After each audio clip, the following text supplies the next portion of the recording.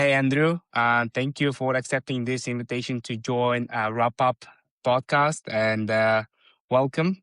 I would like to ask you to introduce SumUp and explain a couple of words what you guys do to my audience because not everyone knows you and what you guys are doing, especially in the US. Yes. No, absolutely, Sam. Appreciate it. Thanks for having me on here, and I'm excited to have a nice chat today.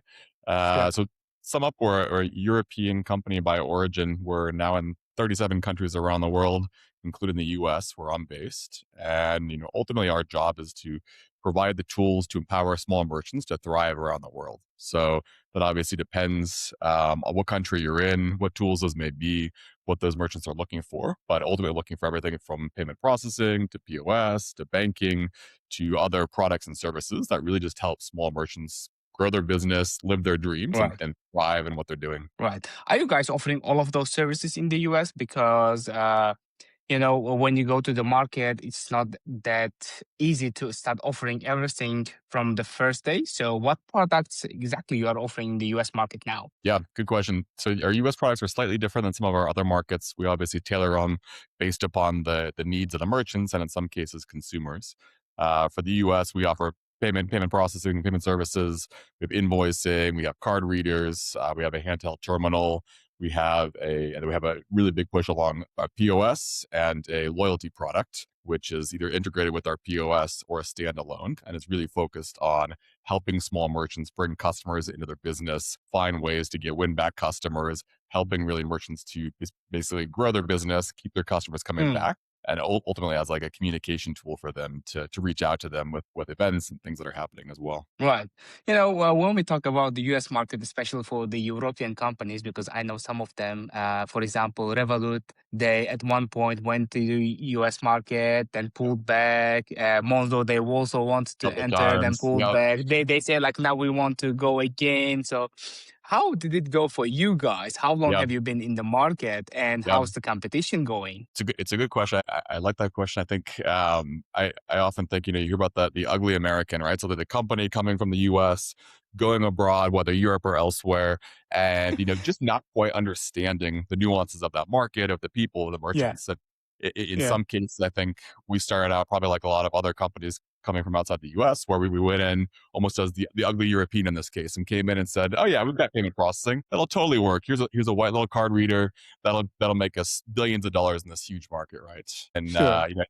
I think we quickly learned it's slightly more nuanced on that in general. So Right. we came in. I started here about 5 years ago. We had a little bit of a presence on the Okay. app. We started out with the card reader, so the super app with the card reader for credit card and debit payments, and Yeah. you quickly realized this wonderful company called Square, which had a great product and it really had the market already sealed up, as well as thousands of other companies that offer payment processing. So we went back to the drawing board and looked at some options in terms of what we could offer that would provide unique services to merchants in the US. So we ended up adding a little bit of a light banking product, and then really investing. We bought a company called Five Stars about four and a Okay. half years ago. This is a California-based company, US homegrown. It was really Mm. focused on bringing loyalty to the small merchants. So basically bringing the tools that your Starbucks has, your large big box retailers have, and finding ways to provide those same services to your mom and pop shop on the corner, the convenience store,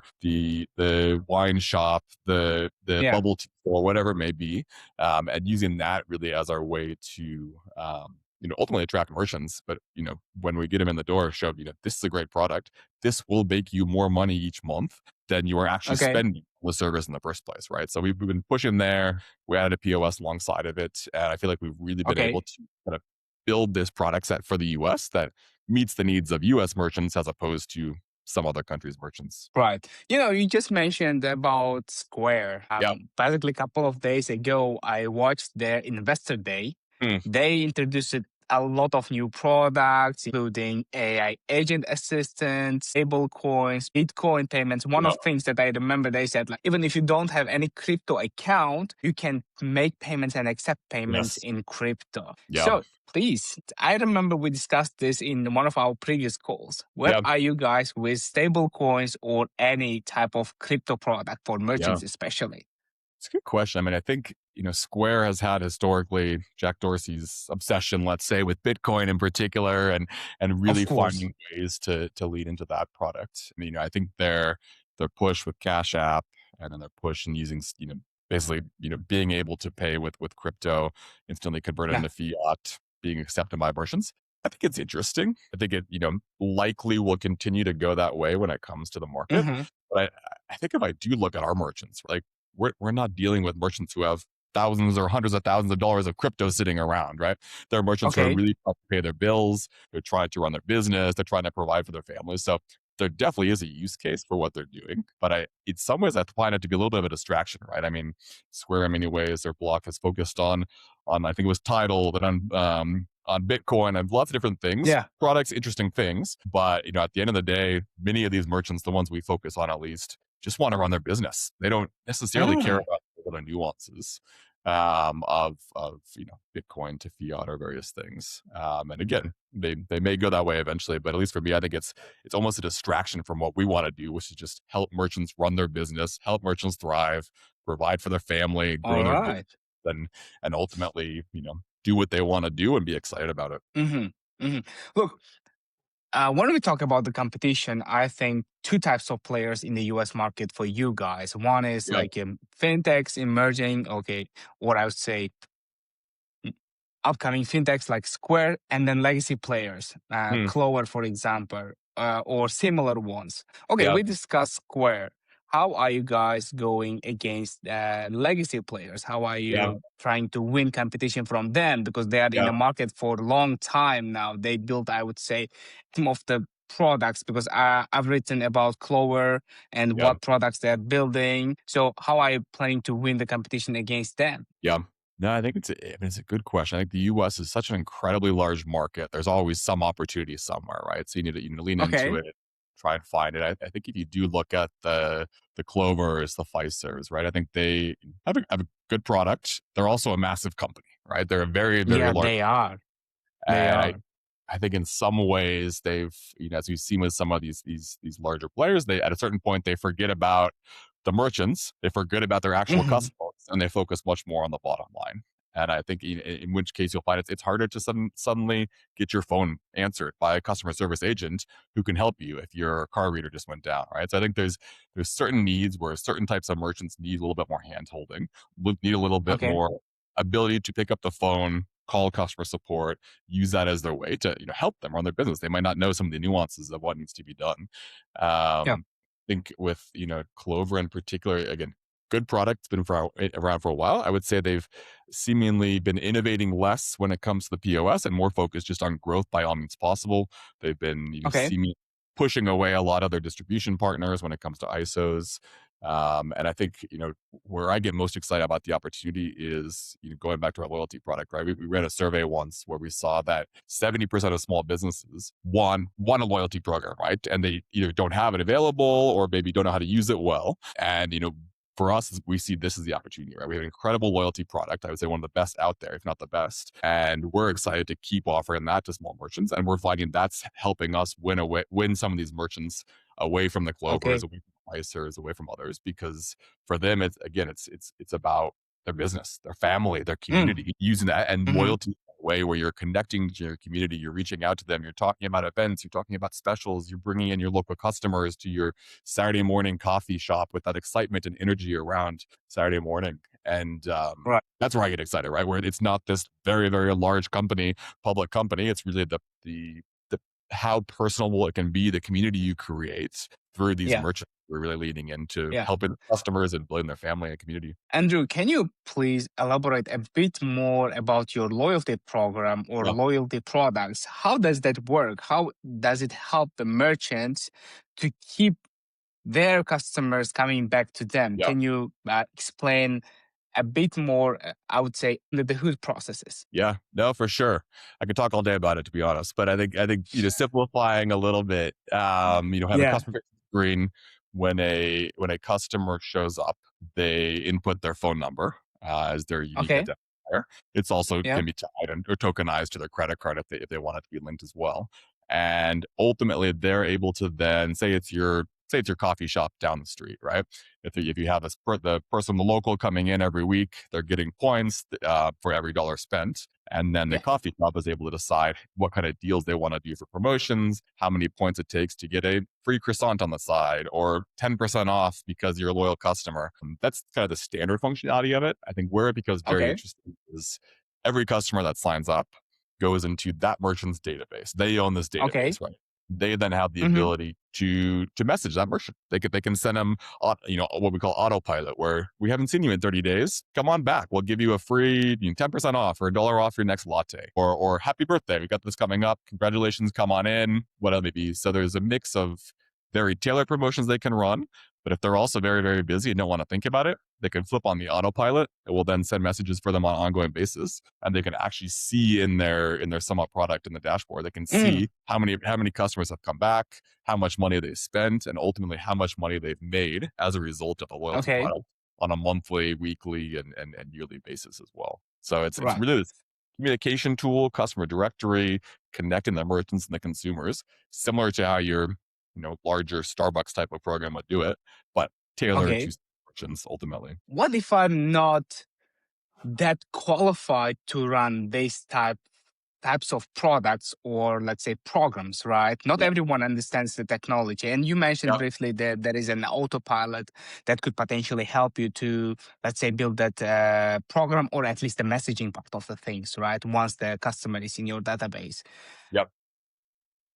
Can I say there is an AI play in there, or it is like a pre-built workflows that I simply Yeah. need to use and follow several steps, and it's Yep. basically done? Yeah, I'd say a bit of both. And I would say it's always evolving, and we've got some exciting kind of AI driven developments we'll be working on here shortly. But I would say Okay. at its simplest, we've got 7 day a week customer support, real humans, bilingual English, Spanish, where a merchant can call up anytime, not 24/7, but standard working hours, and say, I need help with my promotion. Tell me what are some of the Okay. good things that have been done by other boba tea shops, or what are some of Sure. our what are your convenience stores doing? Help me kind of draft the kind of promotions I want. Yeah. um but we also give suggestions, right? And this is where we tie it up Hmm. to the side of, based upon the type of merchant and what would be interesting to them, we tie it up to certain holidays or occasions or certain days, right? It's like a Valentine's Day or other things are the more obvious ones, right? But if you're Yeah. a restaurant, we tie it up to National Hamburger Day and send you a text message and send you something on the dashboard saying, hey, National Hamburger Day is next month. You should probably send this promotion. Here's the text we suggest. Do you want to send it to your top customers? Yes, no, go. Okay, right? Providing those almost very intentional, very clear, but also tailored to the merchant moments where they're Okay. busy, right? They've got a million things in their mind. All I have to do is say, yes, go. It's set up an autopilot, sends it out to their customers, brings customers back in, and helps them grow their revenue that day as a result. One interesting thing that you mentioned this several times, that merchants can really call you and there is a human that can answer like Yep. it 7 days a week, basically. How many people have you guys hired to handle that amount of calls? I mean, all the time.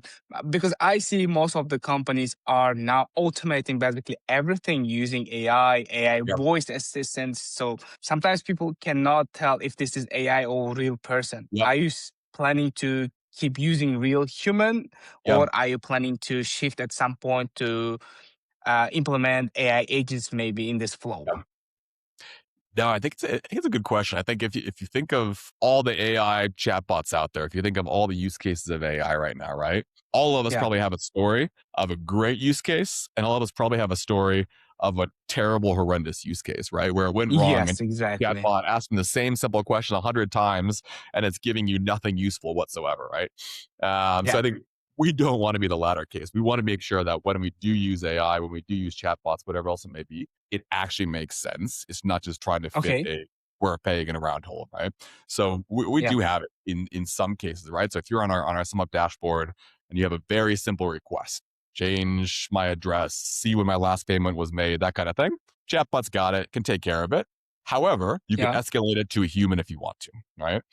Sure. Uh, Same thing when it comes to our more elaborate products, right? When it's our POS, when it's our loyalty. Right now, we have that exclusively human based. So it's as you had mentioned, we have Okay. a hub of people bilingual who are answering the phone.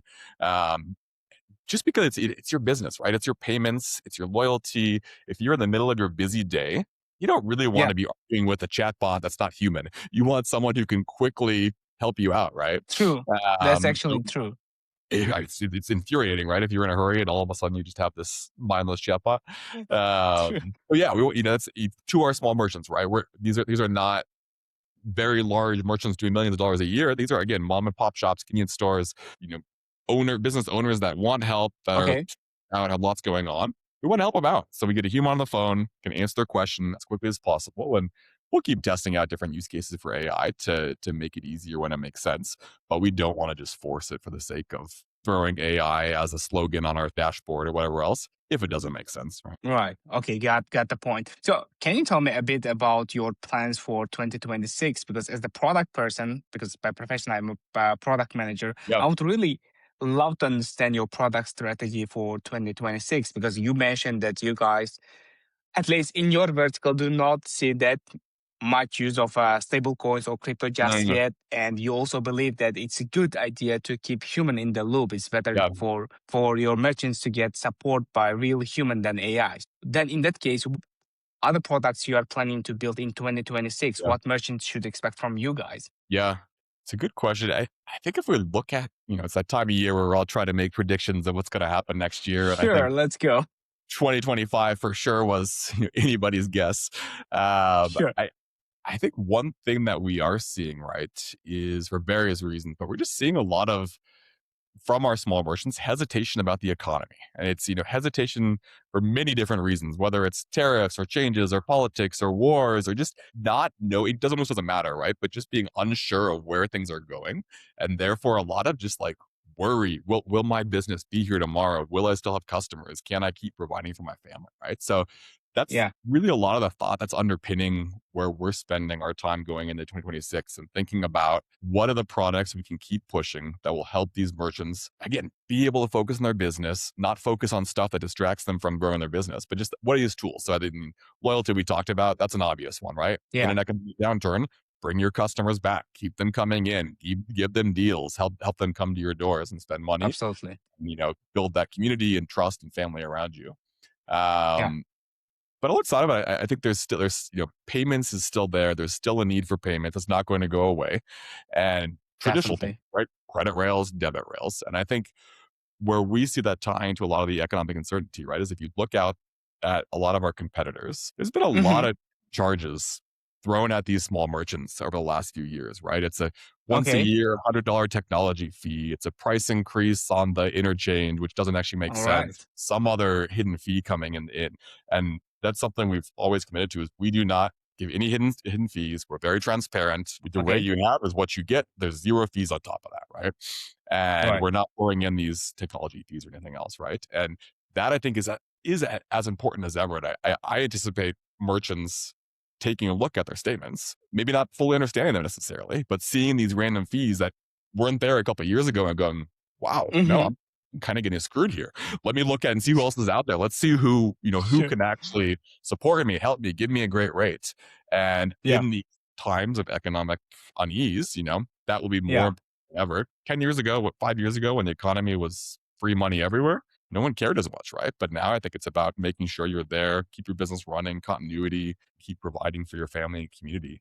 So I almost see more of this shift more broadly towards economics, reliability of the business, sustainability of the business, examining cost items, both from, ultimately looking at profitability. So how do you keep costs low Yeah. and how do you drive revenue coming in? It's not rocket science, right? Right. Cost low, No. but, how do you actually take a look at that and provide both ends of that spectrum for our merchants is where we're going Mm. to be spending a lot of our time and focus. No, Andrew, thank you very much for all these insights. I really love your strategy for 2026 when when you basically stick to the core. You are not going after the hype saying like, okay, everyone's offering this, let's go, we should also offer this. I really like this strategy, and I would love to thank you for this conversation. It was really insightful, and I learned a lot about SumUp, and I believe people also learned. My audience will like this conversation, and thank you for your time. Likewise, appreciate it.